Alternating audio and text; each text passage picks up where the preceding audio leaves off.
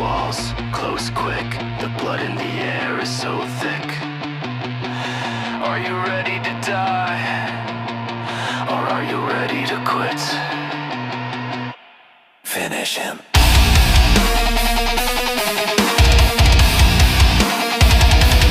Finish him!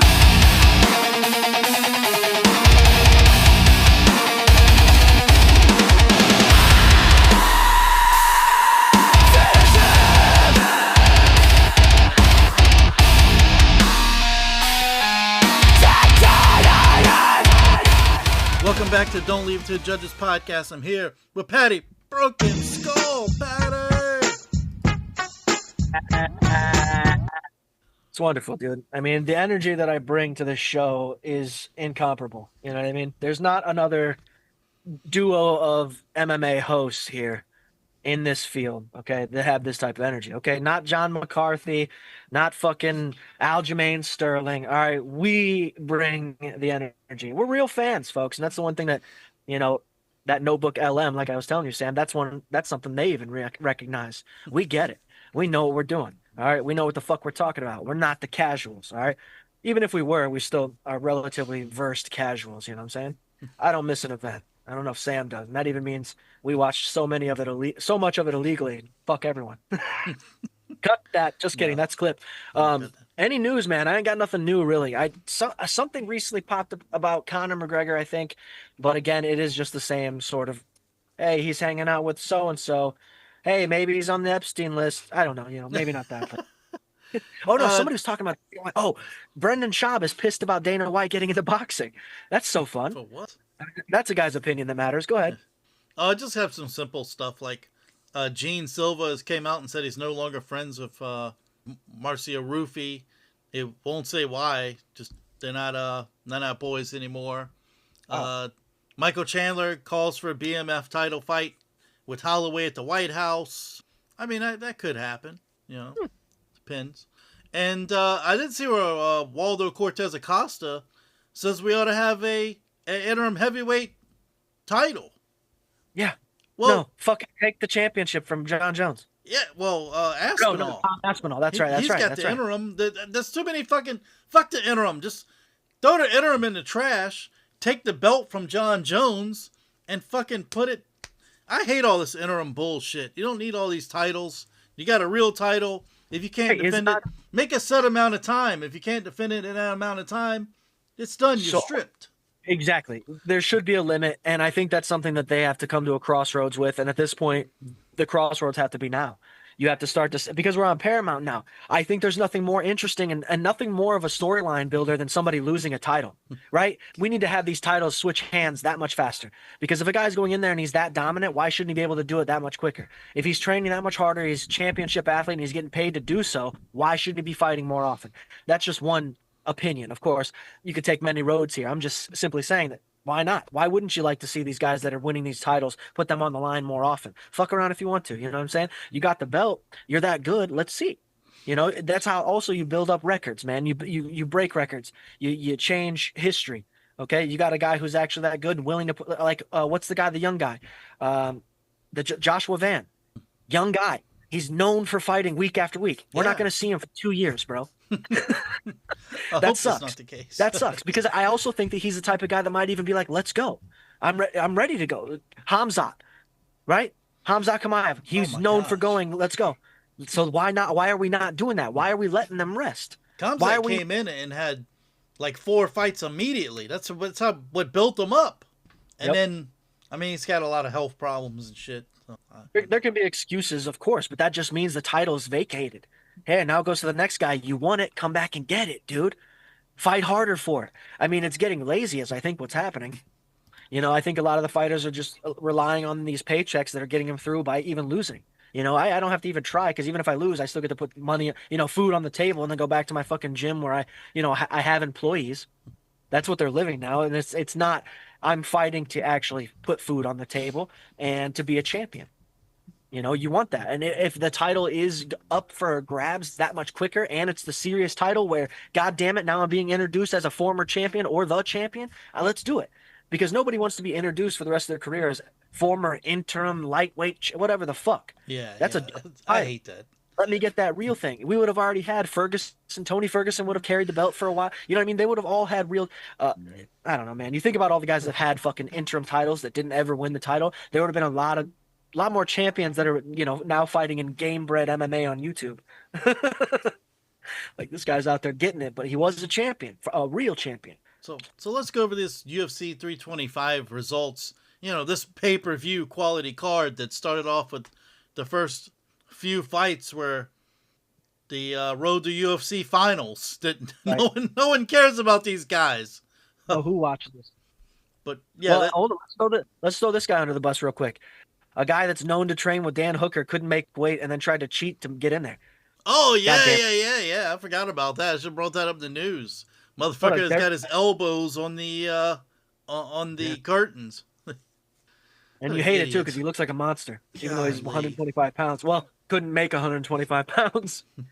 Fucking nuts, man. Biggest little Nuts. guy I've ever seen. But yeah, Sulan Grongbo. Don't got to learn his name apparently. Yeah. Thank goodness. Yeah, Lawrence Little took that. I by thought decision. I thought he had better hands, but he's always backing up. So, Yeah, I think I don't know how much these guys actually saw each other. I don't know how the road to the UFC even works. Are they fought before? Because you're like, oh, that's a Chinese man, and then it's like he's got an Australian accent. You're like, I don't know what this show is. Where does this take place? Sam, you're the one. You got Fight Pass, right? no, I don't. No, you've had it though before. I've had it before. I had it back in. I would imagine it's not like this anymore. I had it back in the day when it first came out, and when I went to cancel, I had to actually email them to fucking Got it. cancel. There was no button on the website or anything. I sent them an That's email, the- and they're like, "Yes, it's canceled." Like, That's when you know they're on some conniving shit, I'm old. doing, bro. But yeah, I ain't got much else to say about that fight. What do you think about the next one though? Nakamura. Nakamura. Let's see. So he didn't throw as much, but he I'm just fucking us all up. He got hit with a lot of shots, rounds 1 and 2, but it's just that knee to the face. Nakamura hit him with that knee to the face in round 3. Yeah. Fucked him up. You know what's weird though is they kept mentioning McGregor. Yeah, they Yep. acting like this Kinda- guy is the next coming of I mean, what are you doing, dude? Are you not watching? That's what I think. You know what I mean? What is happening? Because I didn't see it at all. I didn't know what part of that was anything like McGregor. I mean, like again, that talking about McGregor in the last, being off the mic and at the top of the show, people are so desperate for that to be relived, man. They're looking for either the next one or Conor just to come back and be the same guy. Yeah, that's never gonna happen. He's not gonna be the same. This Kim guy, he could not get a takedown. He was stuck standing up with Fan, and Fan dominated him. Yeah, this was I think the first fight that I put any actual money on, because as I told you, I'm doing that now, and all it was picking if this fight goes more than like a round and a half. Yeah, That's- I rarely did that when I was betting on this stuff. Do the That's the only round thing I did this- stuff. Because to me, that felt the easiest. That felt like clean. Because in my head, I'm like, I don't know what they're considering significant fucking strikes. For me to be able to even count them as I'm watching, I'm like, I don't know. Is that significant? He's wobbled a little. Is that good? You know what I mean? Even though it's like a weird elbow back shoulder shot that he hit him with, you're like, that wasn't even a punch. Is that significant? It's a headbutt. Is that significant? You know what I mean? So whether the problem was for me is like, how good are these guys to get out of there? Are they trying to get out of there in the first round? Kind of what we were hoping when this whole Paramount thing started is the incentives, Yes, not yes. just contract of UFC, but goddamn it, give me $100K, man. Yeah, extra 25,000 for a finish. So this next fight pissed me off. I'm not gonna lie. Kane Offley. I thought he fucking lost. I thought this Yazzie guy. I thought he got robbed. I thought he won. Offley, I thought won round 1 and lost rounds 2 and 3. And if you look at the strikes, this guy hit him with like 30% more strikes. He's 75 strikes to 53. He had 3 takedowns. I don't know what the fuck happened, man. I was like, what the fuck? I was dumbfounded when they read the decision. I couldn't believe it. I think somewhere somebody told someone that Con Offley's a star. right? Like I think somebody got in Dana's ear and was like, "This is the Australian guy. This is," and I mean, he came back. He was fucking getting his ass kicked though, but it wasn't a comeback like he's winning now. It was like, thank he's alive. This fight gets to keep going. You know what I mean? I don't know. It is You hate bullshit. Yeah. Bullshit. Oban Elliott, Jonathan McCullough. Elliott, he started fast and furious, and then he just got caught in round 2, taken down and choked out. He come out like on fire to start the fight, but it didn't last long. Those combinations were so crispy. This guy, I think, is just a little bit more of the IQ. I think Oban needs better coaching. He needs to tell somebody that he's got that for 3 rounds. You do not have to burn yourself out. Fight smarter. Anticipate the fighter, the other person, and what they're going to do, what they might choose to do because of how you're fighting, right? Like I'm hitting this guy with every shot. Of course, he's going to shoot a takedown at some fucking point. Be prepared for that. Anticipate it and get the guillotine win or whatever the fuck. Because Oban, that's another thing. The kid's tough as shit. That's the one thing for sure he has. And the hands are crispy. Because he was fighting Mikhailov, who's a bigger guy. And he was still connecting. Those shots were almost every single one were hitting him until he ended up getting submitted. It was crazy. This next fight, so Jacob Malkoun, Therese Finney. How does Therese Finney go and train at DC's gym and he can't fucking wrestle anymore? He can't do anything. I mean, he looked awful. He looked bad before, but damn, he really looked bad. And this will let you know right here how bad Robert Valentine is.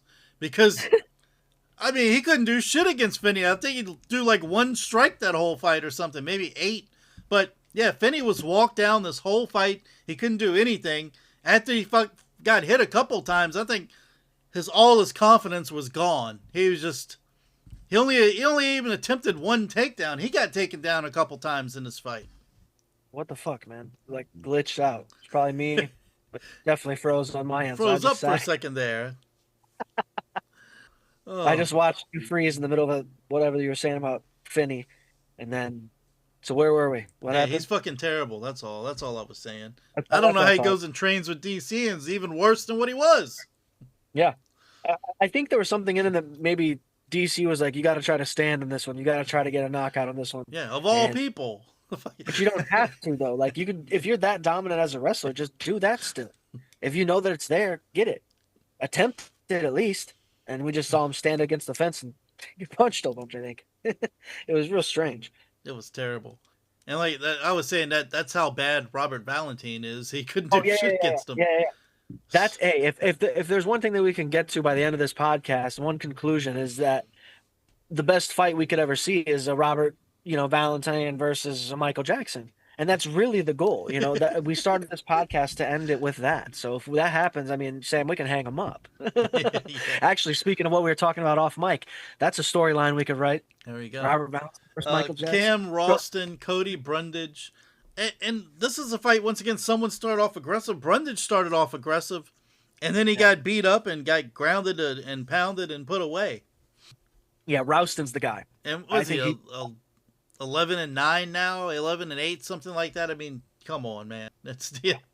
Well, I think as far as the middleweight division is concerned, Ralston is the guy that they need to be on notice for, because that build alone and his ability to use that build is second to none in this division, I would say. I would say you go back to the era of Anderson Silva in his prime, and that's the exact same thing Cam Ralston has. He just has to find a way to touch your chin, and it's game over, I think. I don't know what we got as far as competition with the real strikers in middleweight. I mean, is he in a prime? Is Costa worth talking about? You know what I mean? You're looking at a wrestler, at Hamzat, I believe that's a champion, if I'm not mistaken. That's the problem.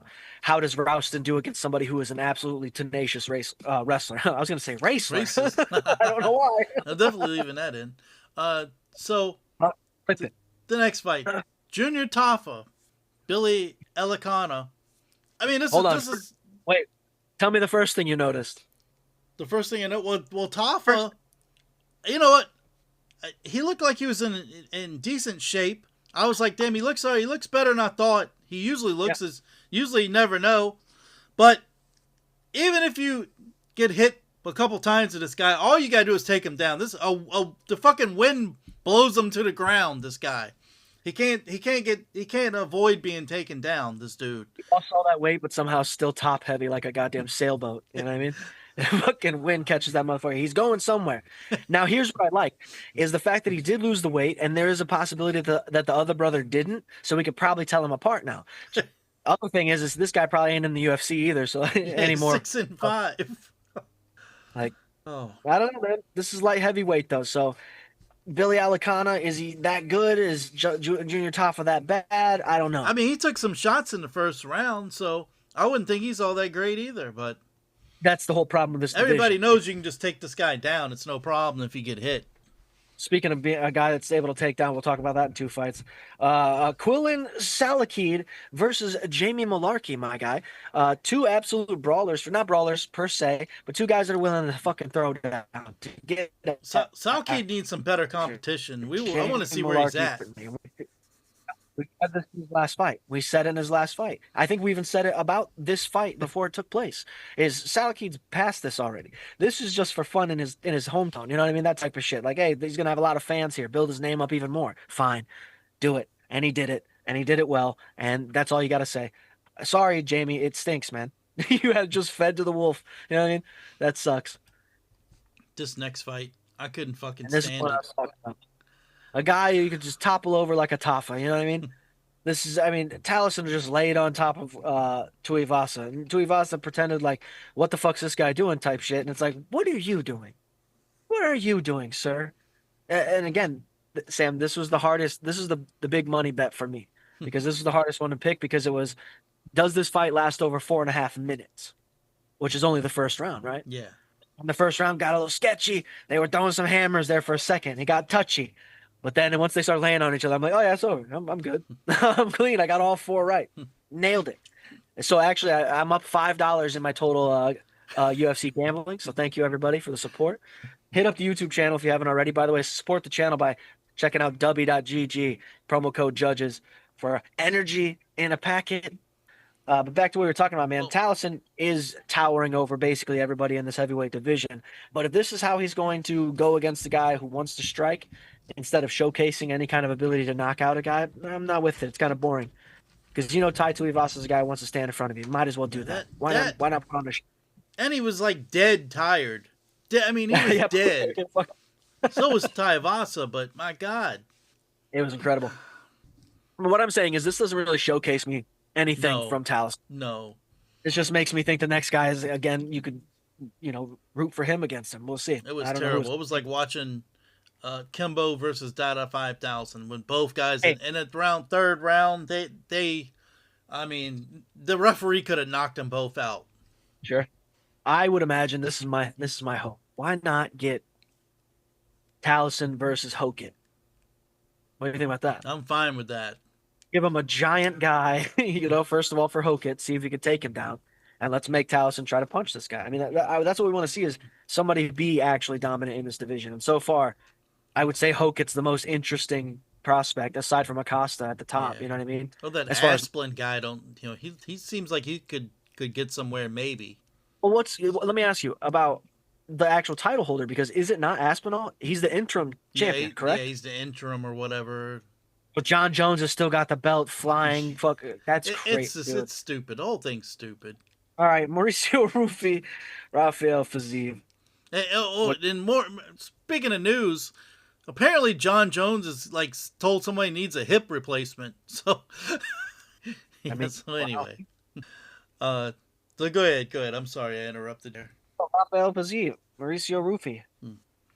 First of all, I didn't know that was even Rufy. He looked so different to me. And then even the way he went in fighting Fiziev, it was a little bit different. It was like not awkward, but more cautious, more guarded, if you will. I think he had a similar karate base, Muay Thai sort of stance, spread out a little bit the first few times I'd seen him do really well. And I think after this loss, he might, and again, maybe it's just the fighter that he's fighting or how he was coached this time, but it was good that he switched it up because it helped him. It benefited, Yeah. Got him back on. I was worried about him at Rufy at the beginning of the fight because he stayed back against the cage. Didn't understand that. He stayed back against the cage a lot, and I'm like, dude, you can't. It's so scary, As dude. much as I say it, you can't just stay against that cage. You're going to get caught. That's what people are Right. looking to do, trap you. You get trapped up there. But Tell me if I'm wrong. When- he was kicking them all over the place. Well, I mean, with anybody, like you and me, our first conversation really was on Instagram about Junior Dos Santos, and that's a guy who's known for being up against the fucking fence. And every time, it's not that I had anything against JDS, but it's like when you see that, you're like, I'm on the edge of my seat. I'm worried for him. I'm like, get the fuck, move. Why move? Like, and that's how I feel. Anytime somebody's up against the fence against somebody who's a striker, it's like, why are you doing this? You're setting yourself up for failure, my guy. But it is the exciting part about fighting. I'll give him that. But and it also he didn't fail. You know what I mean? Whereas a lot of guys would just be you get clipped and it'd be fucked up. Now, how correct were we about this next fight? Because here's what I was quoted to have said. Dan Hooker is just going to be looking to survive. Was I wrong? No, you weren't wrong at all. No. He's a fucking Wolverine, man. This guy's a badger. You can't once he gets a hold of you, it's over. It's over with. And it's not even like we're like, yeah, his wrestling's on top. It's, dude, he just wants to hurt you. He's going to grab a hold. He's going to close the distance as much as he can. He wants to be in your face. I forgot how disgusting his accent is too. It's so like a Bruce Willis villain in an action movie where you're like, it's too real for him to be out. It's almost like a wrestler. Like somebody wrote this guy in. Speak French, your past history was you're in the military, a secret agent type of shit, and you're going here mauling guys. Have a creepy beard, you know what I mean? And it works so well. It like this again is somebody who's not trying to sell you a character. Right? And that's something that I feel that this is something we could poke at about Hoka. It's like you're selling us something where you don't have to. Your fights sell you the thing already. And then, like I said, the most popular, a lot of times the most popular fighters are these guys that don't even speak a lick of English. And here you have Benoit Saint Denis. It's like finally we're saying his name correctly. First off, secondly, it's like that's his voice just works. It works for what he does. It's even Khabib's. Well, let's talk now. And I mean, like that type of shit, that's so much scarier than me. Like, I'm going to kill you in my voice. It's not intimidating, but a guy being like, let's talk now as he mashes your head into the mat. You're like, I'm so much more scared of that than, whatever the fuck. I'm just making a point that Benoit Saint Denis is on a fucking mission. And I like that from a guy who had the opportunity handed to him on a silver platter in a little bit of a way, right? He was a highlight and got there and didn't work out. Let's see him do it again. Yeah, my wife was actually was paying attention to this fight, and I said, yeah, Dan Hooker's gonna get fucked up. And then when Dan Hooker tried to take Saint Denis down, I'm like, okay, he's fucked now. Why? He definitely can't fight him on the ground. He's really gonna be fucked. So, but anyway, and his coaches, man, they're like, well, all right.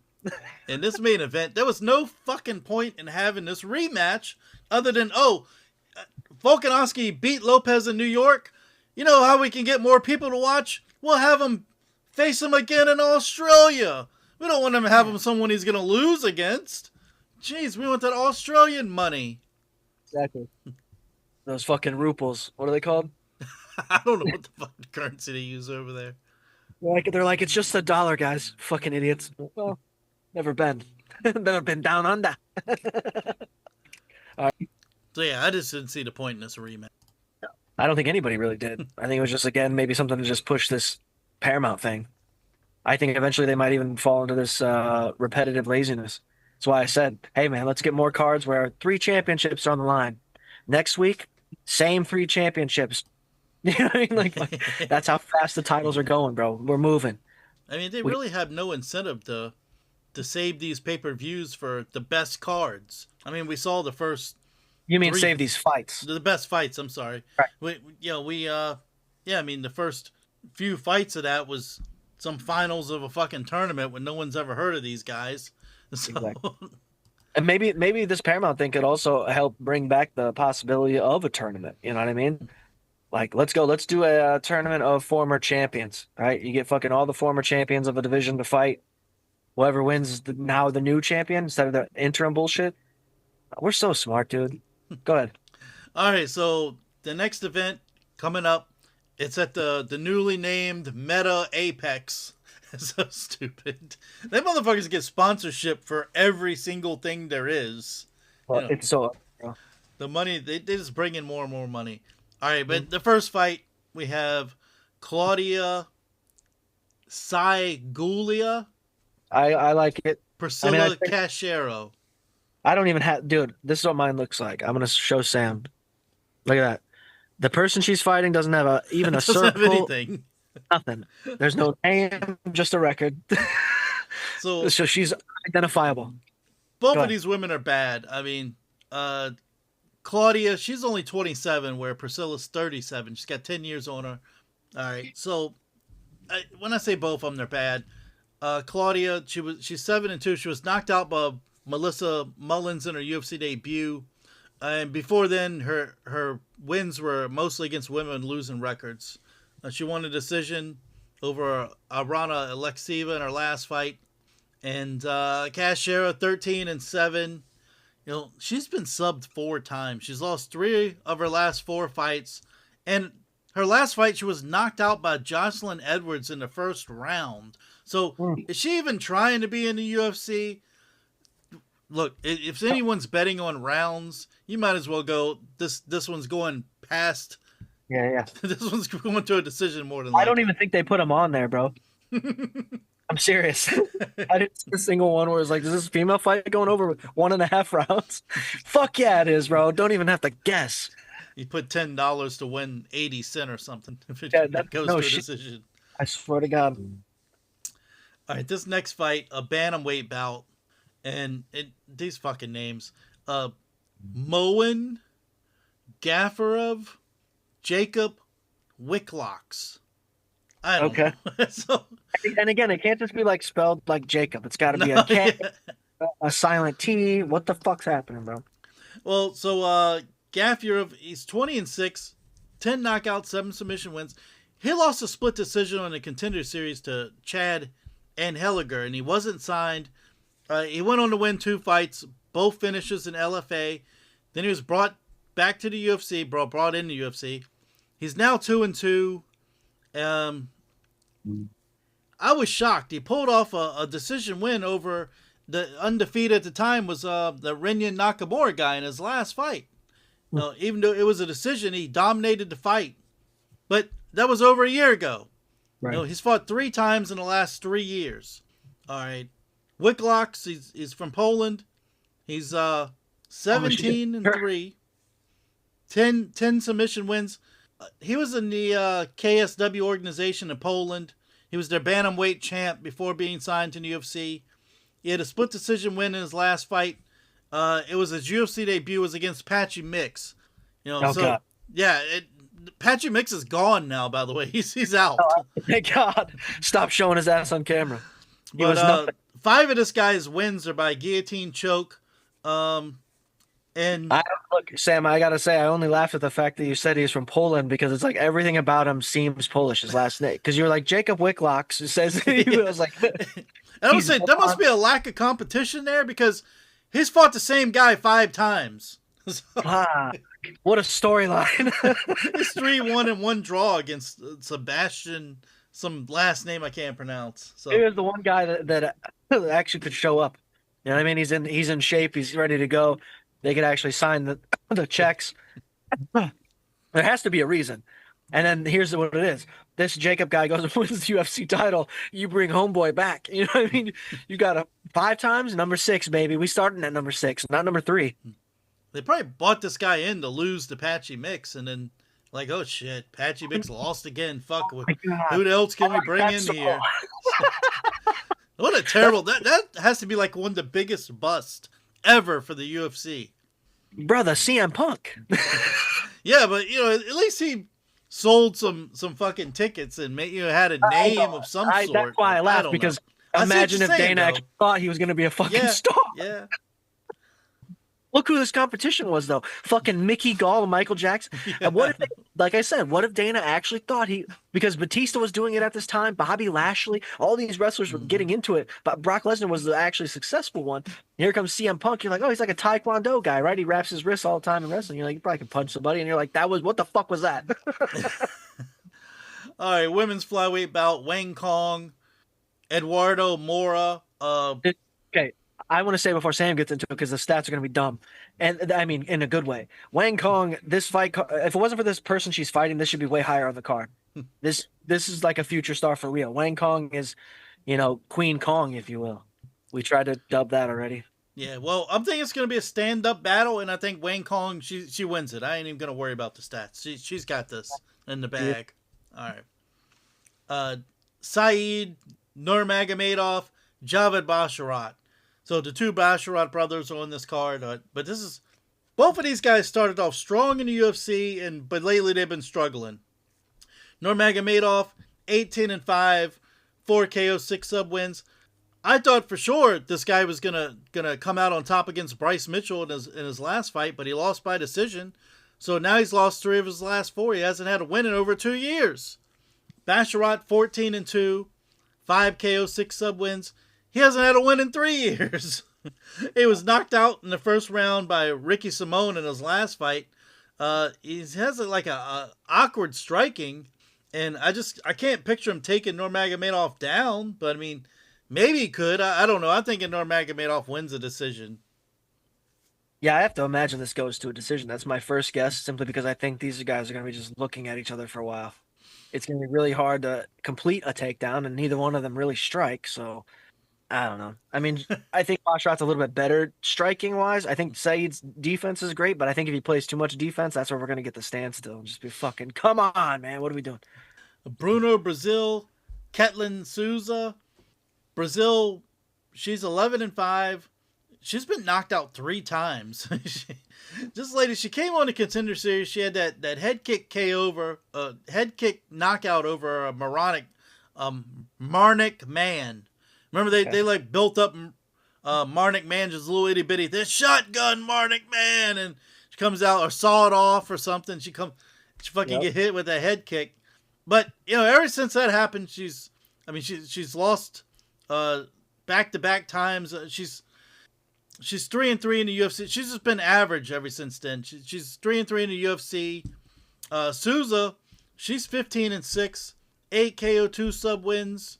She's lost her last 2 fights, both by split decision. She's like a counter boxer, just waits too long to strike. And this is going to this. This is probably a split decision. It's written all over it. Split decision. But why is this higher on the card than Kong? I can't answer that. I don't know. All right, Nicolau Veretennikov. Veretennikov. All right, versus Nico Price. So this was supposed to be someone else in this position. Nico Price. I went over this card. I'm like, all right, let's double check every fight's in the right place. Everything's good to go. And then that was Monday night. Hey, here we are on Wednesday.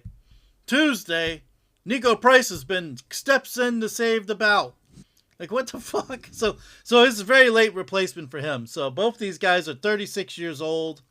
And Nicolau, he's been plumb terrible. He's lost a decision on the Contender Series, and that was September 2021. He won 3 fights. UFC signed him back. Now he's 1-3 in the UFC. But his one win, it was a split decision over Francisco Prada. And Prada's 1-4 in the UFC. So Price, he's lost 4 of his last 5 fights. I mean, come on, guys. I can't even begin to tell you what's going to happen. I'm thinking Nico Price might win this thing. I'm kind of leaning that direction too, just because Nico's kind of that guy that's like, if he does not know anything about the guy, he fights a little bit fearless. There's a little bit of this, you know what I mean? And sometimes that works for Nico, and sometimes it doesn't. And that's what makes it fun. But since he's willingly took this fight, and knowing this guy's streak, he's probably like, fucking probably beat this dude's ass. Probably got this. Get that extra 25, like Sam said, for just getting a finish. This next fight, though, I like this next fight. This is a great setup here. Alex Morono versus Daniil Danchenko. John, right? Sounds right to me. That's how I was gonna say it. There's an N at the second half. Doesn't matter. I have to say Daniil Danchenko. Chenchko, maybe? Chen? I'm gonna say Danchenko, like he's Japanese. Either way, this I think is going to be very tenacious. I think these guys are both going to try to bite each other's ear off. I think that's how they fight, right? I mean, everything that we saw from this dude on The Ultimate Fighter up to now, this only makes sense that this fight would take place. Very similar styles. Both guys, I think, are going to stand and bang. I think Morano's a little bit smarter in that. I don't know, man. So similar. Yeah, Like both guys are willing to shoot when it makes sense. I mean, Morano's 11 years older, so A lot more experience as well.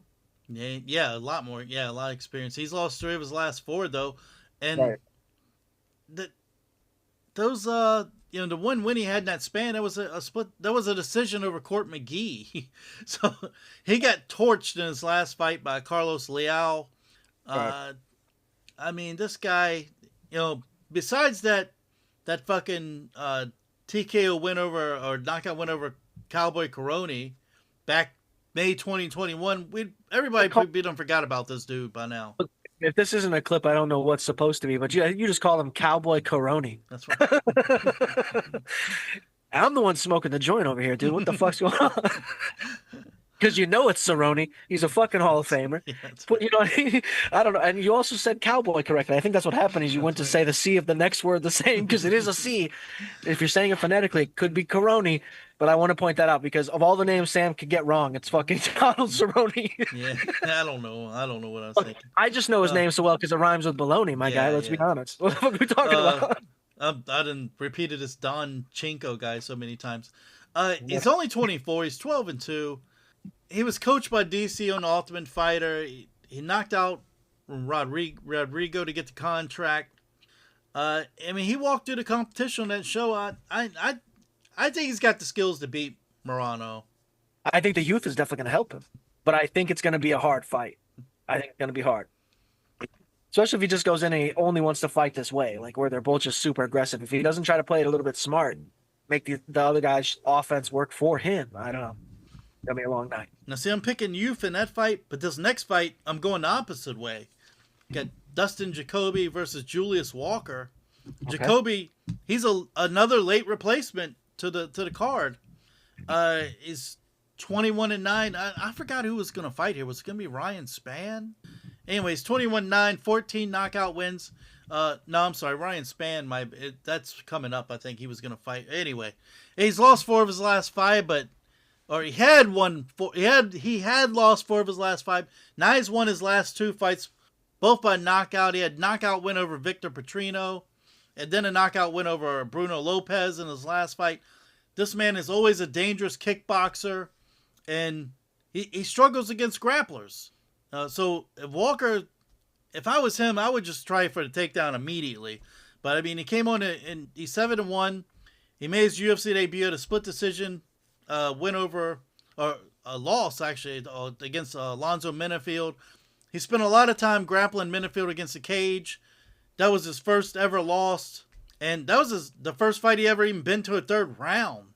So I don't know. I mean, he's probably gonna maybe try to grapple with Jacoby, wear him down, but I don't know, man. I like Dustin Jacoby. I really like him a lot. I think he's got great skills. I know he's 37.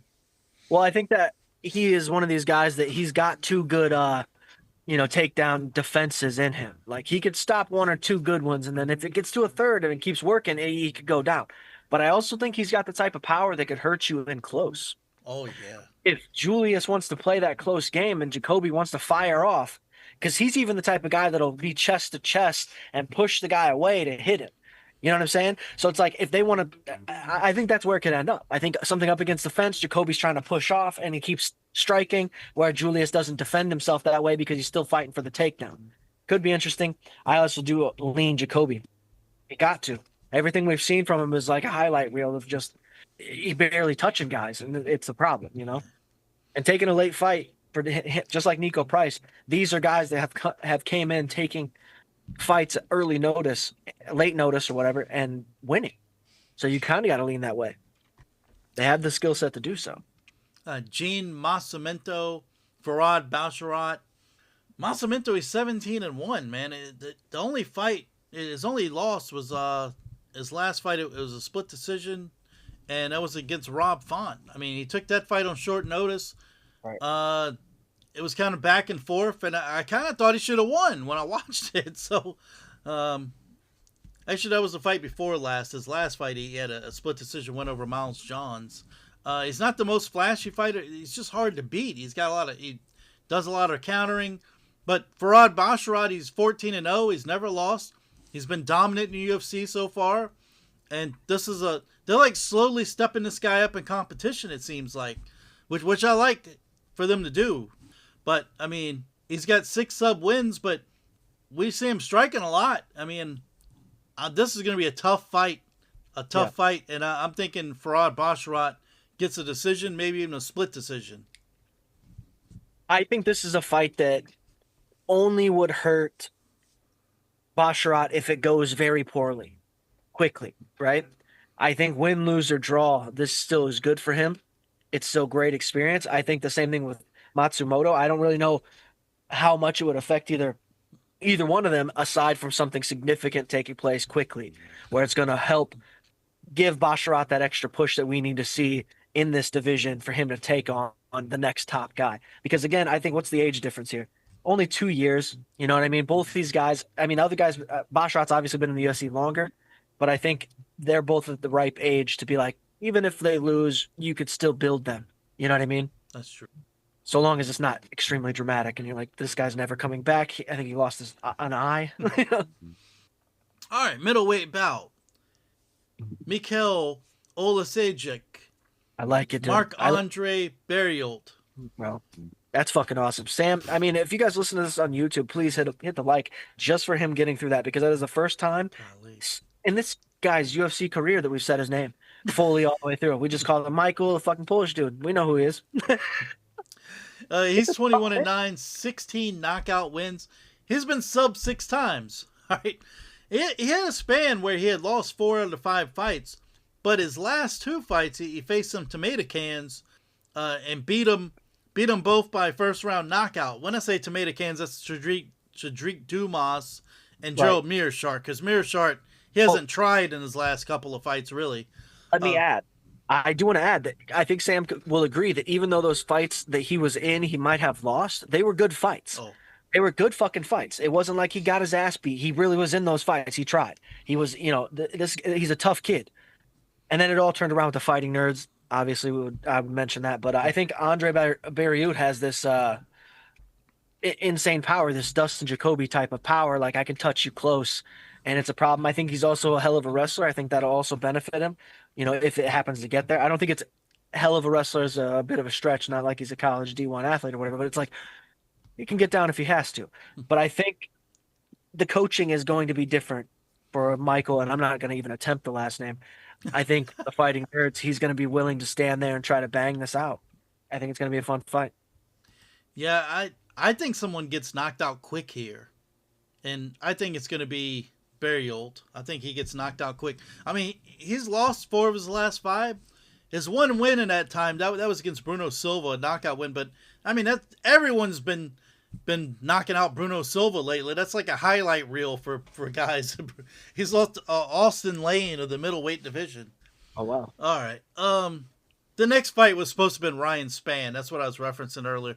But instead, it's Jolton Almeida. He came in to face this, in a heavyweight bout, to face this Rizvan Koniev. I don't know. This is Almeida. This 2 weeks notice. Both of these guys, I believe, are undersized heavyweights. Almeida likes to use his speed and take people down. And a lot, lately hasn't done too much when he does get someone down. He did lose his last fight, a split decision against Volkov. And I don't know what it is about this guy, this Revan guy, but they must see something in him to have him. He came right in facing Curtis. Was it Curtis Blades? Yes, Curtis Blades.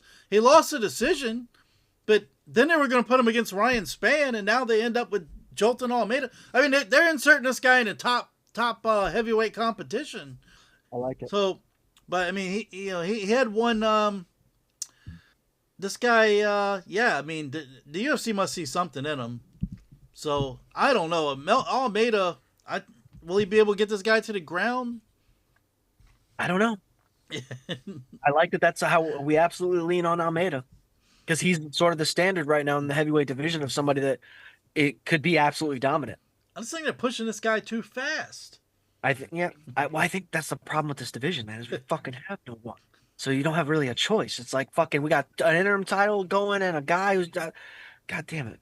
Yeah, I mean, I thought that was it. I said it on this show. I thought it was an insult to Curtis Blades that they're gonna have somebody making their UFC debut fight him. You know, as much shit as anyone's talked about Curtis Blades or whatever, you have a guy fresh off the street coming in fighting him. Fuck. Yeah. All right, flyweight bout next. Amir Okay. Albazi, I don't like- know, versus Kyoji Horiguchi. Yes, dude. I mean, no, he's a fucking legend. I was right about it, man. Horiguchi, man.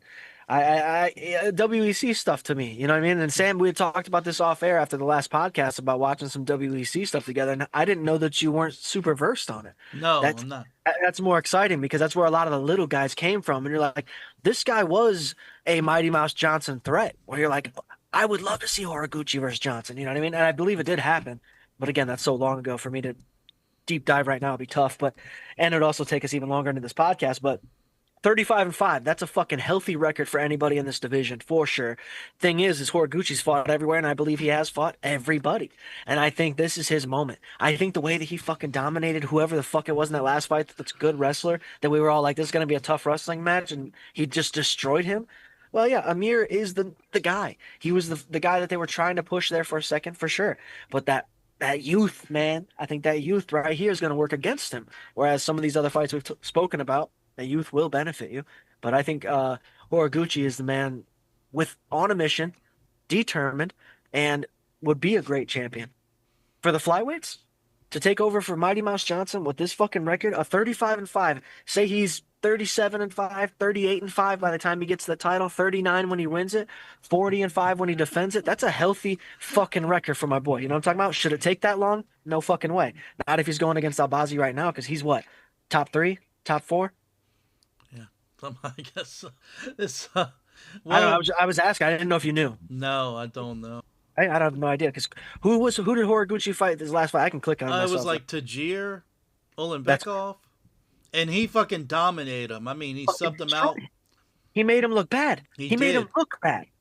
So I'm going with him to win this fight just off that fight. I mean, that was just he dominated him. It was like he wasn't even there. Beautiful work. Now I can't believe this. Wait, this is the main event. Okay. Yep, main event time. Mario Batista versus Vinicius Oliveira. I mean, this is gonna be a slugfest, I think. I think it will be a slugfest as well. I mean, and then we just end the podcast. Guys, I think it's gonna be a slugfest, and I think Batista's got to find a way to slow Oliveira down. I mean, the longer the fight goes, the better for Batista, in my opinion. Oliveira just likes to come in and just fucking slug it out, throwing hands all over the place. You're gonna have to find a way to avoid him and just tat him a couple of times. He's got to do that while also avoiding his own damage. Like Batista can't be getting tagged up while also trying to slow the fight down. You know what I mean?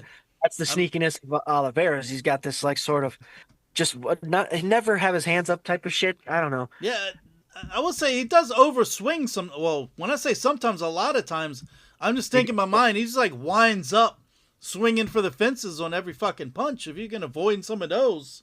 Batista does like to sit in that pocket, I think. I think he does like to sit in that boxing pocket and just stay inside and do some parrying. If he can do that, he could tag him up too. But who's got the tougher chin? I mean, the records are not that far off. You know what I mean? The experience in the UFC is a bit different, but I think Batista, the guys he's fought, they've got to be better than Oliveira for sure. But what's the power difference like? Who's going to take more shots? Who's going to actually land more shots?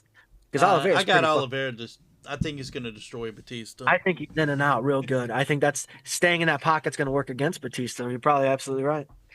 I think he's going to play with him, which is going to suck for Batista because he is tough as shit, man. And that's what's going to suck is it's going to be a long, like, why are you letting a referee, you know, us talking to the referee, why are you letting it go so long? He's getting fucking. Herb Dean letting people get destroyed lately. My God. A Paramount thing, dude. It's got to be. If I'm coaching Batista, I'm saying, dude, let him come in throwing those wild ass shots, avoid him, and take him down. Take him when he's over swinging, put him on the ground. Yeah, actually wear him out, get him tired. Yeah, so that way those over, lurching shots you can get into. You can see him coming miles away instead of, a few seconds if that's even possible. But yeah, interesting, man. What do they do with these guys? Whoever wins is just the next question. Like they get a title shot. because these are names that people aren't throwing out there. At least in my circles, was just you and me. But I'm not. You and I are like, I think this is the next champion. I mean, Vinicius is great. He Yeah, can, sure, but that's a good question. I mean, it is getting stale at the top. It's the same guys up there, so insert some new blood. If one of these guys comes out, even if Batista all of a sudden pulls off a fucking big upset, like crazy knockout quickly, fucking insert his ass. Why not? Right. That's what. So, Sam, after all this time, this entire podcast, we finally come to the terms and we've agreed that I think the title should be on the line a lot sooner than just Yes, for sure. start putting the titles up. See, I told you, I knew I would get them. That was the whole point of this episode. Guys, thanks for coming. W.GG, promo code judges, hit it up. The crawl space, comedy crawl space. What else? Don't leave it to the judges. Judges MMA on YouTube. Don't leave it to the judges pod. Twitter, Instagram, all that stuff. And I think that's it, man. Let's get out of here.